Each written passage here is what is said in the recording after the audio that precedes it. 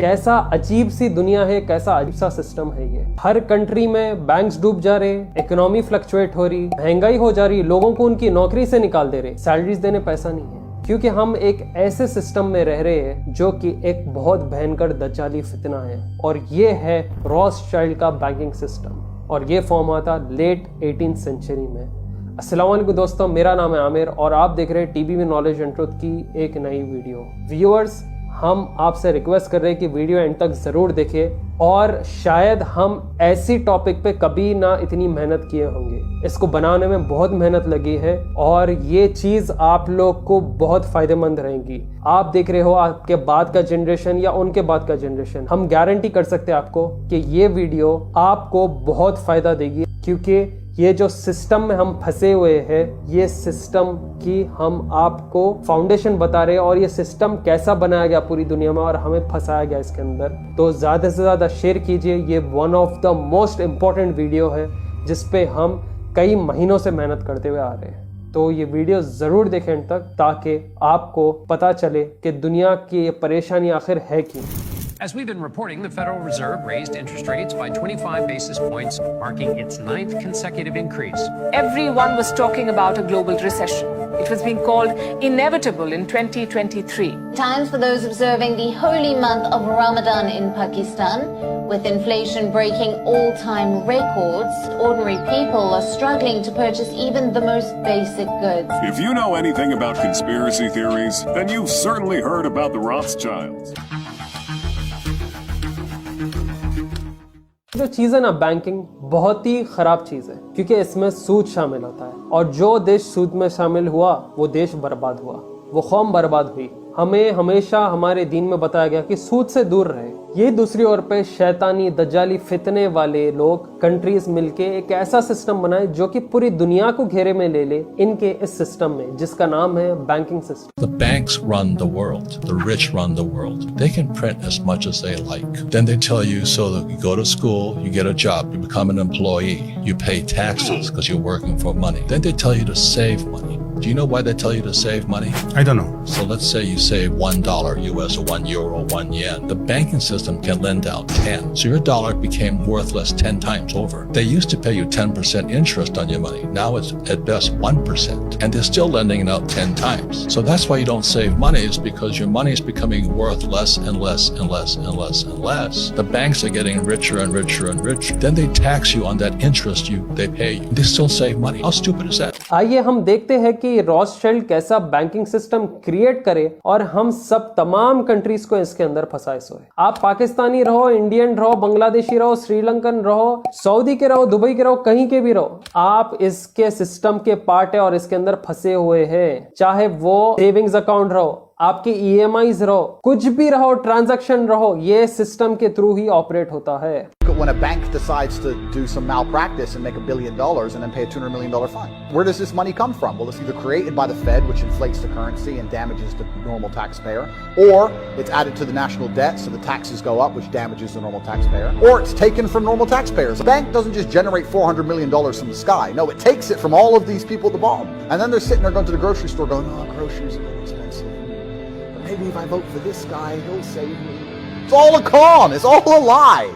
You're either powerful and important or you're not. There's a reason why rich people will support political parties. There's a reason why these companies throw money towards governments and lobby, especially in the United States. Yeah, because you're trying to buy power.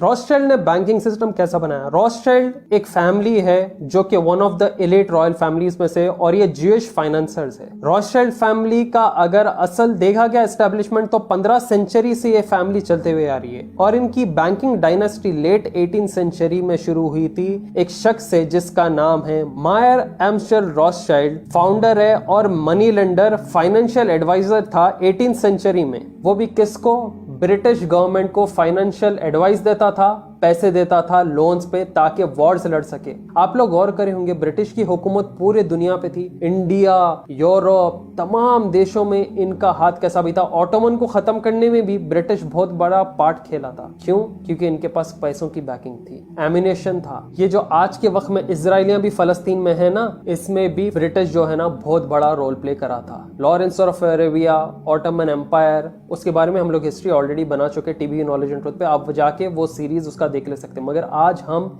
सिर्फ इनका banking system को expose करेंगे। यही मायर एम्स्टेल British government को पैसा देता था Napoleon के अगेंस्ट वॉर लड़ने। तो आप लोग गौर करो, वॉर के दौरान भी ये लोग पैसा बनाते हैं। दोनों पार्टीज को पैसे की जरूरत रहती है क्योंकि आर्म्स, एम्युनिशन, सोल्जर्स, बहुत सारी चीजों को पैसा देना पड़ता है। तो एक कंट्री को ये हाथ से पैसा, दूसरे कंट्री को दूसरे हाथ से पैसा, फिर उसके ऊपर ये लोग क्या करते हैं, दो किस्म की चीज करते हैं। एक तो उसके ऊपर से सूद लेते हैं, इंटरेस्ट लेते हैं और पैसा वापस लेते हैं। वरना अगर ये कंट्री पैसा नहीं दे सकी तो खुद की टेरिटरी, खुद का जमीन और खुद का एस्टेब्लिशमेंट गवर्नमेंट का वो कंट्री में ये लोग अपना रख देते हैं, जो कि आज तक भी पपेट्स जो दुनिया में लीडर के नाम पे बने हुए हैं ना, ये इनके ही है। क्यों? क्योंकि जो पैसा ओन करता वो लीडर्स को ओन करता, और ये सो कॉल्ड लीडर्स अपनी आवाम को कंट्रोल करते। इतनी खतरनाक चीज है। कहा जाता है रॉथस्चाइल्ड पूरी दुनिया की मनी सप्लाई को एक दौर में कंट्रोल करता था, तकरीबन 2 सेंचुरीज, और ये one of the dominant power था यूरोपियन इन्वेस्टमेंट बैंकिंग और ब्रोकरेज में टिल 19th सेंचुरी। तो देख रहे हैं आप लोग, पैसे देना लेना, सूदी कारोबार, ये लोग रॉथस्चाइल्ड फैमिली पूरा बैंकिंग सिस्टम बना के ये लोग जो है ना शुरू किए थे। एक कंट्री को वीक कर दे रहे थे, एक कंट्री को पैसा देके जो है ना वॉर्स में ला रहे थे, और जो कंट्री वीक हो जा रही थी उसके ऊपर खुद की हुकूमत जमा ले रहे थे पपेट्स बिठा के, क्योंकि पैसा ही सब चीज था ना। इनका एक फेमस कोट है 1815 का, नेथन मायर रॉथस्चाइल्ड, जो कि बैंक ऑफ इंग्लैंड कंट्रोल करता था। उसने ओपनली डिक्लेयर किया था, I care not what puppet is placed upon the throne of England to rule the empire on which the sun never sets. The man who controls Britain's money supply controls the British empire and I control British money supply. खुला आप लोग देख रहे हैं Rothschild family का member क्या बोल रहा है। 18th सेंचुरी की बात है। इंग्लैंड में कोई भी थ्रोन पे आके बैठ जाने दो, हुकूमत करने दो, वो सिर्फ एक पपेट है, क्योंकि जो ब्रिटिश का पैसा कंट्रोल करा उन्हें ही पूरे ब्रिटेन को कंट्रोल करा, और मैं भी ये पैसों को कंट्रोल करता हूँ और मैं ही इसके लीडर और पूरे ब्रिटिश को कंट्रोल करता हूँ। ये ओपन डिक्लेयर्ड स्टेटमेंट है रॉथस्चाइल्ड के फैमिली मेंबर का। 1815 ईयर की बात है ये। तो सोचो अब क्या हालत हो रही होंगी आज के वक्त में भी बैंकिंग सिस्टम, चाहे वो कोई भी कंट्री का हो, स्पेशली अमेरिका, कैसा ऑपरेट हो रहा है। मेन रॉथस्चाइल्ड फैमिली का मंत्रा है कि पूरी दुनिया की वो वर्ल्ड मनी सप्लाई कंट्रोल करे, और एंड ऑफ 19th सेंचुरी में रॉथस्चाइल्ड फैमिली तकरीबन half of world's wealth control करते थे। अब हम आपको बताते हैं कि ये रॉथस्चाइल्ड फैमिली ब्रिटिश के बाद अमेरिका के मनी सप्लाई पे कैसा कंट्रोल पाया, और ये अमेरिकन डॉलर पूरे दुनिया में पावरफुल कैसा बना। याद रखिए ये बात कोई भी हमारे वीडियो में रिपीट नहीं हुई है, तो आप लोग वीडियो एंड तक जरूर देखो, बहुत अहम है ये। हम रिक्वेस्ट कर रहे हैं आपसे, आपको ये फायदेमंद रहेगा आपके बाद के जनरेशन को और उनके बाद के जनरेशन को, क्योंकि इनका बैंकिंग सिस्टम खत्म नहीं होने वाला है। हम इसके बीच में पैदा हुए हैं और इसके अंदर ही हम गुजरने वाले हैं। 1791 में रॉथस्चाइल्ड फैमिली अमेरिका की मनी पावर सप्लाई का कंट्रोल गेन कर ली थी, वो भी अलेक्जेंडर हैमिल्टन, जो कि जॉर्ज वॉशिंगटन के कैबिनेट का एक एजेंट था। वहां पे रॉथस्चाइल्ड फैमिली ने एक सेंट्रल बैंक यूएस में एस्टेब्लिश किया था और इसे नेम किया था first bank of United States. और first bank of United States ये एस्टेब्लिश करके 20 साल का वहां की कांग्रेस पार्टी के साथ एक चार्टर बनाते हैं। अब आप लोग गौर करो, ये 20 साल का जो लीज चार्टर वगैरह बना ना, इसको भी ये लोग कैसा धोखा देते देखो। जैसा इंडिया को ब्रिटिशर्स आके बोले ना हम बिजनेस करना चाह रहे, आर्मी उतार के ये लोग जो है ना धोखा दिए, वैसे अमेरिका की गवर्नमेंट को ये लोग बैंकिंग सिस्टम के नाम पे कैसा धोखा दिया, अब आप आगे देखेंगे। हर कंट्री में ब्रिटिश गया, धोखा दिया,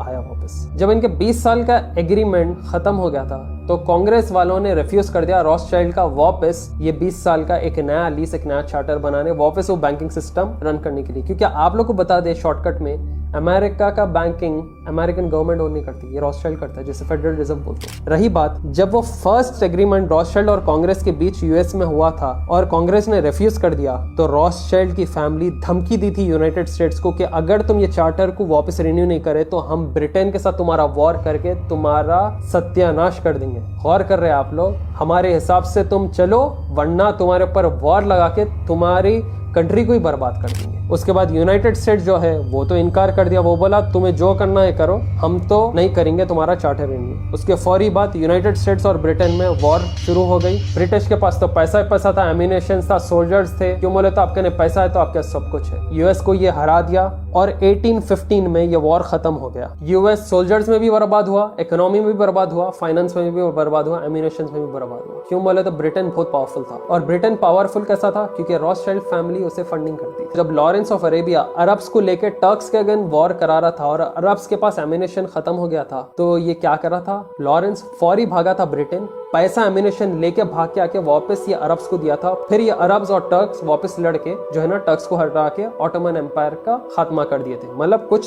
सऊदी अरब के हिस्से में। अब देखो वो चीज के डेप्थ में हम जाना नहीं चाह रहे, क्यों बोले तो वैसे ही मद बटी हुई है अपनी, अब ये चीज को लेकर और बटना नहीं चाह रहे। बस ये बैंकिंग सिस्टम की टॉपिक का इंपॉर्टेंस हम बताना चाह रहे हैं कि कैसा फंडिंग वगैरह से ये लोग खिलवाड़ कर रहे थे। 1816 में कांग्रेस ने फिर से रॉथस्चाइल्ड का एक नया चार्टर 20 साल का रिन्यू किया और यहाँ पे ये लोग एक बैंक अमेरिका में खोल देते हैं और अमेरिका की पूरी बैंकिंग सिस्टम रॉथस्चाइल्ड के कंट्रोल में आ जाती है। मतलब अब यहाँ पे 18th सेंचुरी में अमेरिका का पैसा रॉथस्चाइल्ड की फैमिली छापना शुरू करी। वाह क्या बात है। फिर ऐसे ही चलते गया, अमेरिका की इकोनॉमी रॉथस्चाइल्ड के हाथ में थी और 1913 में रॉथस्चाइल्ड उनका थर्ड और सबसे बड़ा सेंट्रल बैंक अमेरिका में सेटअप करता है और इसे कहते हैं the federal reserve bank of America. यही फेडरल रिजर्व बैंक आज पूरी दुनिया की इकोनॉमी की खिलवाड़ करते रहता है। आप लोगों को मालूम है रॉथस्चाइल्ड के फेडरल रिजर्व में तकरीबन पूरे दुनिया का 50% गोल्ड रिजर्व है। All the banks are broke. They're broke because we have a system called fractional reserve banking, which means that banks can lend money that they don't actually have.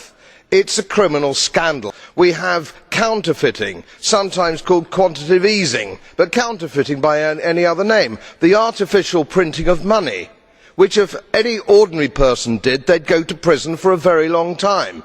And yet governments and central banks do it all the time.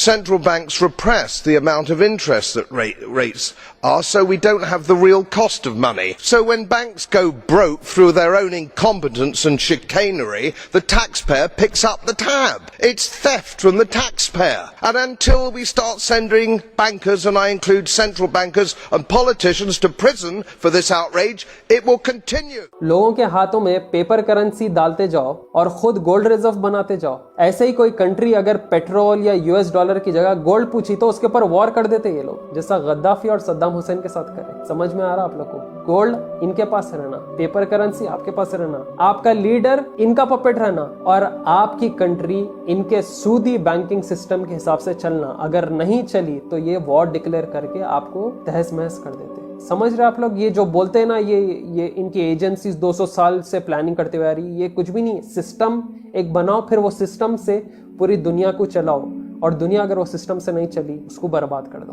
कितनी अफसोस की बात है। देखो America की government rule करते हुए भी उनके बैंकिंग सिस्टम को, फेडरल रिजर्व को कंट्रोल नहीं कर सक रही। एक प्राइवेट फैमिली ये सब चीज ओन कर रही। तो कहां से गवर्नमेंट रहा इनका, कहां से पावर रहा इनका? ये बैंकिंग सिस्टम से पूरे कंट्रीज को बर्बाद करेंगे स्लोली स्लोली, जैसा श्रीलंका हुआ रिसेंटली, पाकिस्तान होने पे है और दूसरे एक के बाद एक कंट्रीज होते जाएंगे। आप लोग रुको, ये होने वाला है। अगर ये नहीं हुआ तो इनका न्यू वर्ल्ड ऑर्डर कंप्लीट ही नहीं हो सकता। न्यू वर्ल्ड ऑर्डर कंप्लीट नहीं हुआ तो इनके दज्जाल को कैसा ला के वापस थ्रोन पे बैठा सकते हैं? ये लोग सिस्टम बना ही रहे ताकि ये इनके सोकल्ड मसाया आके पूरे दुनिया को रूल कर सके। इसलिए डॉलर बिल के बीच में वो आई बनी हुई रहती और गैप रहता। वो गैप जब ही फिल होने वाला है जब इनका न्यू वर्ल्ड ऑर्डर कंप्लीट होने वाला है। कमिंग बैक बैंकिंग के टॉपिक पे, यूएस प्रेसिडेंट भी रहने दो, वो फाइनेंशियल ग्रिप रॉथस्चाइल्ड फैमिली का ब्रेक नहीं कर सकता, ना ही वो फेडरल रिजर्व बैंक के ऊपर कुछ हाथ ला सकता या रोक सकता। और यही फेडरल रिजर्व अमेरिका के लिए नोट छापते रहती है। क्या हो रहा भैया? अब रॉथस्चाइल्ड का मेन कंट्रोल ब्रिटेन में था, फिर यूएस को ये लोग टारगेट करे। इनको मालूम था पावर यहाँ से यहाँ शिफ्ट होने वाला है फ्यूचर में। ये सिलेक्टेड कंट्रीज है, एंड कंट्री इनकी इजराइल रहेंगे। वो कैसा रहेंगी, इनका प्लान क्या है नहीं मालूम, मगर वो प्लान तो है इनका। ये लोग बैंकिंग पूरी दुनिया में कैसा एक्सपांड करेंगे वो सोचे कभी आप लोग? भाई एक दो कंट्रीज है कॉन्टिनेंट से, पूरे हर जगह दुनिया में कैसा फैला। 1987 में Edmund D Rothschild world conservation bank बनाया, जिससे वो पूरी दुनिया की जमीन थर्ड वर्ल्ड कंट्रीज में गेन कर सके, जो कि तकरीबन 30% पूरे अर्थ का लैंड सरफेस था। तो आप लोग देखो यहाँ बैंकिंग सिस्टम के थ्रू ये लोग जमीन पे कैसा हुकूमत कर रहे हैं। इनका जो ये वर्ल्ड बैंक था ये छोटे छोटे कंट्रीज या डेवलपिंग कंट्रीज के कर्जे माफ कर रहा था या उनको पैसे दे रहा था ताकि वो डेवलप हो, और उसके एक्सचेंज में ये रियल एस्टेट के जमीन मांग रहा था। मतलब हम तुम्हारे कंट्री को डेवलप कर रहे, तुम एक्सचेंज में हमारे को तुम्हारी जमीन दो। जमीन लेके क्या करेंगे? रूल करेंगे और क्या करते हैं? सेंसलेस है। कोई कंट्री, हम आपकी कंट्री में डेवलपमेंट लाते मगर हम वो कंट्री के लीडर रहेंगे। भाई आपकी कंट्री नहीं रही हो। उसके बाद 1995 में रॉथस्चाइल्ड तकरीबन 80% पूरे दुनिया का यूरेनियम रिजर्व्स ओन कर रहा था। जिसकी वजह से इनकी ही सोल फैमिली को न्यूक्लियर पावर पे मोनोपोली खेलने को मिला। ईरान, चाइना और कुछ चंद देशों के लोग दुश्मन क्यों हैं? क्योंकि रॉथस्चाइल्ड की बैंकिंग उनके कंट्रीज में नहीं आ सकी। 2001 तक 7 नेशन थे पूरी दुनिया में, China, Iran, Afghanistan, north Korea, Sudan, Cuba, Libya, जो कि रॉथस्चाइल्ड कंट्रोल सेंट्रल बैंक्स के अंडर आते ही नहीं थे। इसलिए पूरी दुनिया में अगर आप देखें, मीडिया वाले जो है ना, नॉर्थ कोरिया को बुरा, चाइना को बुरा, अफगानिस्तान, ईरान, नॉर्थ कोरिया, सबको बुरा बताते रहते, क्योंकि रॉथस्चाइल्ड का बैंकिंग सिस्टम इनके कंट्रीज में था ही नहीं। और रॉथस्चाइल्ड सिर्फ बैंकिंग सिस्टम ही नहीं, मीडिया भी ओन करती है। हर अहम चीज, चाहे वो खाने पीने का हो, बच्चों के डायपर रहो, पाउडर रहो, इन सभी चीजों में इनका हाथ है, क्योंकि पैसा ये लोग ओन करते हैं। पैसे से रिसर्च एंड डेवलपमेंट होता है, रिसर्च एंड डेवलपमेंट से एक प्रोडक्ट बनता, कोई चीज बनती जो कि हम खाते, यूज करते, तो हर चीज में इनका हाथ रहते रहा। हस्बी अल्लाह व निअमल वकील। कैसे दौर में हम जिंदगी गुजार रहे, आप लोग गौर कर रहे हैं। और आप लोग को मालूम 2004 तक गोल्ड का प्राइस तक रॉथस्चाइल्ड की फैमिली लंदन में फिक्स कर रही थी। तो देखो, अगर आप आज के टाइम पे भी कोई डेवलप कंट्रीज देख रहे, बोलते अरे भाई कितनी जबरदस्त कंट्री है, देखो कितना पैसा नहीं होगा, मगर अंदर से ये लोग खोखले रहते, क्योंकि बोलते ना जो दिखता वो बिकता। तो यहाँ पे जो दिख रहा है ना, वो सब आर्टिफिशियल है, क्योंकि इनकी असल बैंकिंग सिस्टम खोखली है। कितने भी वर्ल्ड के रिचेस्ट कंट्रीज रह दो, उनके इकोनॉमीज जो मनी पे बेस्ड है, चाहे वो गल्फ नेशंस रहो, नॉन गल्फ नेशंस रहो, वर्ल्ड के जितने भी रिचेस्ट इकोनॉमीज है वो मिडिल ईस्ट के तरफ टारगेट होते, क्योंकि कुछ भी बोलो, देखो होगा बैंकिंग सिस्टम रॉथस्चाइल्ड वगैरह का, मगर जिधर इस्लामिक बैंकिंग सिस्टम चलते हुए आ रहा है वहां पे इकोनॉमी स्ट्रांग रहती, क्योंकि हमें जो इस्लामिक बैंकिंग सिस्टम बताया गया ना, वो one of the best backbone है हर कंट्री के इकोनॉमी का। तो आप देखेंगे ज्यादा से ज्यादा गल्फ नेशंस इस्लामिक बैंकिंग उनका एक पार्ट रहेगा, मगर वो उनको स्टेबल रखा। मैं चार्टर्ड अकाउंटेंट ड्रॉप आउट हूँ, बस लोगों को नहीं मालूम, MBA मार्केटिंग करा हुआ, मगर चार्टर्ड अकाउंटेंट ड्रॉप आउट हूँ। जब चार्टर्ड अकाउंटेंट में पढ़ रहा था, ज्वाइन करा था, तो यहाँ पे भी हमें इस्लामिक बैंकिंग हमारे चैप्टर में इंट्रोड्यूस किया गया था, क्योंकि वो इंडिया के लेवल पे भी खेल रहा था और अब्रॉड में भी ये इस्लामिक बैंकिंग सिस्टम बहुत अहम चीज थी कंट्री के इकोनॉमी को लेकर। तो आइए हम देखते हैं कि फेक रिचनेस और इस्लामिक फाइनेंस में क्या डिफरेंस है। इस्लामिक बैंक्स कैसा करते हैं काम? ये हलाल ट्रांजैक्शंस पे काम करते हैं, selling, buying, profit sharing partnerships, जो कि इस्लामिक और शरिया के हिसाब से चलते रहते हैं। शरिया इन्वेस्टमेंट ये लोग रखते हैं, चाहे वो कोई भी करेंसी एक्सचेंज में हो। Islamic banks one of the best way of investment इसलिए है क्योंकि कस्टमर का पैसा लेके हलाल बिजनेस में इन्वेस्ट करते रहते हैं। यहाँ पे प्रॉफिट शेयरिंग के साथ एलिमेंट ऑफ रिस्क भी है, मतलब आपको पैसा लगाने में रिस्क भी रहता। अगर रिस्क नहीं रहा भाई, वो तो वापस सूद हो गया, क्योंकि बैंक में पैसे डाल के आप पैसा ले रहे, वैसा रहता। अगर बिजनेस कर रहे आप और उसके अंदर रिस्क ही नहीं है, तो वो कैसा रिस्क है बोलो। RISK में RIZQ है, समझ रहे आप? तो आप देखो, रॉथस्चाइल्ड के रिबा बेस्ड बैंक में दुनिया का सूद रहता है, लोन्स रहता है, हराम ट्रांजैक्शंस रहते हैं, और इतना है कि गरीब को ये और गरीब करते जाती चीज। वही दूसरी ओर पे इस्लामिक बैंकिंग सिस्टम गरीब को गरीब नहीं करती, ये स्टेबल रखती है इकोनॉमी को, क्योंकि हलाल एक ऐसी चीज है जो कि दवा के साथ दुआ है, और दुआ जब कबूल हो जाती है तो समझो आपका काम आसान हो गया। CBDCs are inevitable. They're super scary because it's the final absolute realm of control. I mean, they're already removing cash from society. If you have a $50 bill, I give it to the barber for my haircut, and then he goes and buys groceries with it from the grocer, and the grocer goes and gets his car washed. The $50 goes from place to place, and after 20 or 30 transactions, the $50 bill belongs to somebody and it's worth $50. Whereas if I pay by card, 1.5% goes to the bank. And then if he takes the money I've given him and pays for the groceries, 1.5% goes to the bank.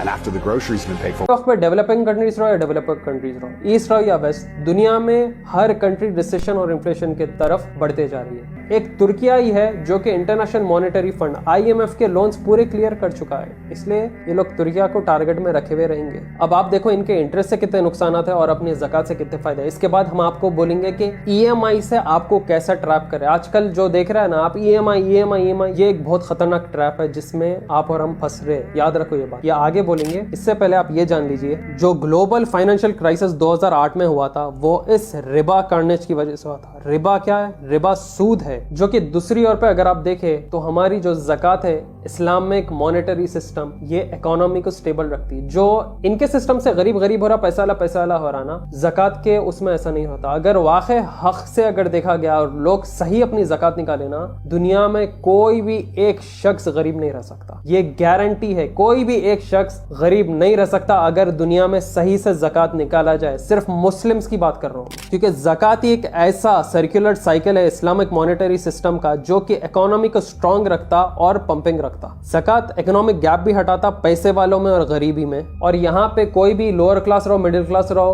Upper class रहो, कोई भी पीछे नहीं जाते इसके अंदर। तो अब देखो बैंकिंग सिस्टम तो बड़े बड़े इकोनॉमीज के साथ हो रहा, कंट्रीज को डुबाने के लिए हो रहा, अब छोटे छोटे इनके पॉकेट्स कैसा बनाएंगे? लोगों के हर घर में इन लोगों को इंटरेस्ट घुसाना है, और इंटरेस्ट जब घर में घुस गया तो घर बर्बाद तो होता ही होता, क्योंकि सूद ऐसी भयंकर चीज है और इतने खतरनाक हदीस हैं और कुरान के आयतें बताए गए हैं सूद के अगेंस्ट कि आप जब वो देखेंगे तो परेशान हो जाएंगे। और अगर आप लोग इंटरेस्ट, EMI ये चीजों के ट्रैप में भी आ गए तो हर चीज की तौबा है भाई, तौबा कर लिए अल्लाह ताला के आगे, क्योंकि दुनिया है ही टेस्टिंग प्लेस और यहाँ पे इंसान से गलती होती ही रहती है, और जब वो माफी मांग लेता है तो भाई माफ करने वाला अल्लाह है। ये सूद है, हराम मुतलक है, इतना बड़ा हराम है जितनी के कोई दूसरी शय हराम नहीं। शराब से सैकड़ों गुना, 1000 गुना ज्यादा हराम, जिना से सैकड़ों गुना ज्यादा हराम।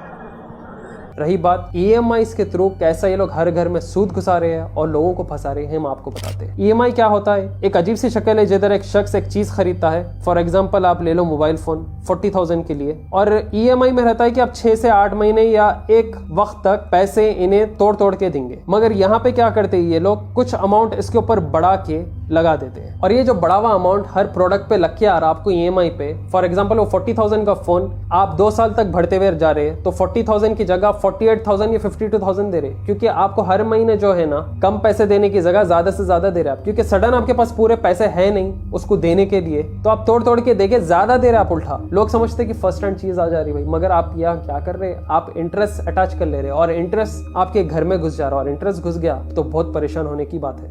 आपको सही में ऐसा लगता है कि नो कॉस्ट EMI का मतलब इंटरेस्ट पे नहीं करना पड़ता? There is no such thing as interest free loan. तो फिर फ्लिपकार्ट, अमेजॉन क्यों बार बार नो कॉस्ट EMI एडवर्टाइज करते हैं? हम लोग अट्रैक्ट भी हो जाते हैं। ये 2 तरीके से काम करता है। नंबर 1, एग्जांपल लेते हैं, आपके फोन की वैल्यू है 15,000 रुपए।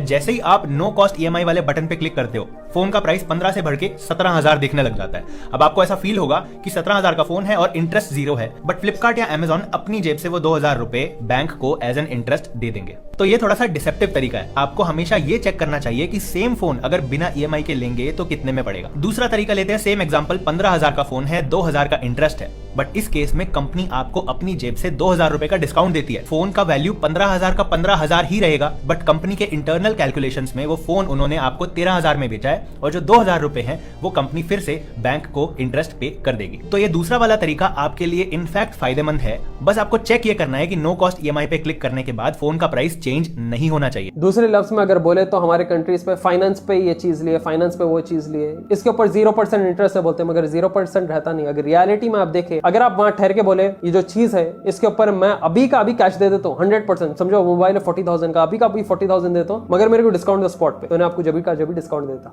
अगर आप EMI में करते बोले ना तो उन्हें आपको डिस्काउंट नहीं देता। क्यों नहीं दे रहा डिस्काउंट? फिर कैश में होल एंड सोल कैसा दे रहे लोग? ये मार्केटिंग रहती है एक चीज की। जो प्राइस होता ना एक प्रोडक्ट का, ये इतने में रहता, उतने में रहता। कभी आप लोग अगर GST का असलियत जाने ना, दिमाग उड़ जाता आप लोग का। ये रियल प्रोडक्ट की वैल्यू इतनी है, हम इतने ज्यादा पैसे दे रहे हैं, हम इतना ज्यादा टैक्स दे रहे हैं, टैक्स, इंटरेस्ट, लोन्स, ये सब क्या चीज है? ये सिस्टम है दुनिया के जिसमें आप फंसे हुए। इतना ही नहीं, ऑनलाइन भी अवेलेबल है कि इंटरेस्ट मनी, EMI ट्रैप या जो भी सिस्टम है इनका, इससे बाहर आप कैसे निकले, और अगर आप फंस गए हैं, कोई चीज आपके अंदर शामिल हो गई तो आप उसको डिस्पर्स कैसा करें वो भी बताया गया है। तो देखो, जो लोग रिबा, इंटरेस्ट में शामिल होते, बहुत खतरनाक आयता है कुरान में, बहुत खतरनाक चीजें बताई गई हदीस में कि उनके साथ क्या होगा। और जब ये इंटरेस्ट आपको, आपके घर को लगेगा तो आपकी कंट्री को, पूरी कौम को कैसा बर्बाद करता है, ये वो भी बताया गया है हमें। तो ऐसा सिस्टम में हम आज जी रहे कि बास चीजें रहते आप सोच भी नहीं सकते, मगर आप उस इंटरेस्ट में शामिल होकर उसके हकदार हो जाते। तो हम लोग को है कि कोई भी चीज ले रहे, खरीद रहे या काम कर रहे, हम उसमें ये गौर करें कि कोई भी चीज इंटरेस्ट से रिलेटेड ना हो। कई सारे कंपनीज जो लोगों के सैलरीज देते ना, वो उनके इंटरेस्ट पैसों में से वो लोग देते। आप लोग को मालूम ये बात, ये जो बड़े MNCs, मल्टीनेशनल कंपनीज है ना, लाखों करोड़ों का इनका बिजनेस है, उनका पैसा कहाँ रहता समझ रहे आप लोग? वो लोग पैसा कहीं ना कहीं डिपॉजिट करके रहते, जो उनको इंटरेस्ट मनी आता ना, वो इंटरेस्ट में से भी वो सैलरीज निकालते रहते हैं। ये बहुत अहम बात है। अगर आप लोग समझ रहे हैं, फेक बात बोल रहे हो, आप लोग खुद रिसर्च करके देख सकते। क्या करेंगे, ऐसा सिस्टम बन गया, आपको ये चीज का इल्म नहीं, आप फंसे हुए चीज में। तो देखो, हमारा मेन मकसद यही था कि बैंकिंग सिस्टम आया कैसा, बैंकिंग सिस्टम बना कैसा, इंटरेस्ट, EMI, फाइनेंसेस, ये कैसा सब चीज एस्टैब्लिश हो रही, कैसा आपको फंसाया जा रहा है इस चीज में। भाई EMI से बेहतर मैं बोलता हूँ सेकंड हैंड ले लेना। कार रहो, बाइक रहो, कुछ भी रहो, सेकंड हैंड ले लो भाई। टैक्सेस से भी बच जाते आप, इंटरेस्ट से भी बच जाते, तमाम चीजों से बच जाते। शर्म आने की बात ही नहीं है, खुली बात बोल रहा हूँ। अगर मैं रहा तो मैं रुआब से लेता हूँ भाई सेकंड हैंड, क्योंकि रॉथशाइल्ड और डेविल के ट्रैप में आने से बेहतर ये है कि आप ये चीजों से पीछे रहे। और ज़कात वगैरह बहुत अहम चीज रहती आपके घर को स्टेबल रखने के लिए, आपके पैसों को स्टेबल रखने के लिए, और अपनी इकोनॉमी, अपने देश को स्टेबल रखने के लिए। इस्लामिक बैंकिंग सिस्टम हर कंट्री का एक पार्ट बनते जा रहा है। कोई भी आपके पास चार्टर्ड अकाउंटेंट रहा या फाइनेंशियल एडवाइजर रहा तो आप उनसे पूछो, वो बोलते हैं हाँ भाई ये बात बंदा सही बोला। तो ये हमारी वीडियो थी कि बैंकिंग सिस्टम कैसा बनाया गया, कौन इसे ओन करते। तो देखो कैसा आपके हाथ में जो आज करेंसी है ये लोग ओन कर रहे, और कभी भी इन्हों बोले ये चीज डिमोनेटाइज हो गई बोले तो वो पेपर लेके आप कचरे की कुंडी में डाल देना रहता। क्यों बोले तो इन्हों बोल दिए जब चाहे जब इन्हों बोले करेंसी अलाउड है, जब चाहे जब इन्हों बोले करेंसी अलाउड नहीं बोले तो आप इनके हिसाब से चलते रह रहा। तो पैसा जो ओन कर रहा उन्हें लीडर को ओन कर रहा, लीडर को जो ओन करता उन्हें आपको ओन करता। तो बहुत सिंपल सी टेक्निक है, पैसा फेंक तमाशा देख, ये है वीडियो का असल मोरल। तो देखो इनका बैंकिंग सिस्टम चलता किस पे, करेंसीज पे। करेंसी क्या रहता, पेपर नोट रहता। पेपर नोट कभी भी चल सकता, कभी भी बढ़ सकता, कभी भी गिर सकता, मगर एक अहम चीज हम हमेशा कितने की साल से आप लोग को बोलते हुए आ रहे हैं कि उसको फर्क नहीं पड़ेगा, वो बहुत 100 साल तक, दज्जाल के दौर तक भी वो सबसे पावरफुल चीज रहेंगी, और वो सुन्नत है आपको इस्तेमाल करने के लिए, वो है सोना और चांदी। क्योंकि रसूल सल्लल्लाहु अलैहि वसल्लम के वक्त भी यही चीजों से जो है ना बिजनेस में ट्रांजैक्शन लेना और देना होता था, और आज के वक्त भी गोल्ड, सिल्वर, ब्रॉन्ज, ये चीजों को आप ठुकरा नहीं सकते। ऑर्नामेंट्स की वैल्यू अभी तक बढ़ते जा रही है, हम हमारे वीडियोस बनाते जा रहे हैं, गोल्ड का रेट बढ़ते जा रहा है, करेंसी फ्लक्चुएट होते रह रही है, मगर गोल्ड, सिल्वर, ये चीजों को धक्का नहीं पड़ रहा। और एक चीज आपको बता दे, फेडरल रिजर्व में दुनिया के आधे से ज्यादा गोल्ड रिजर्व है। क्यों रख रहे हैं गोल्ड रिजर्व? आपके हाथ में पेपर करेंसी है, खुद के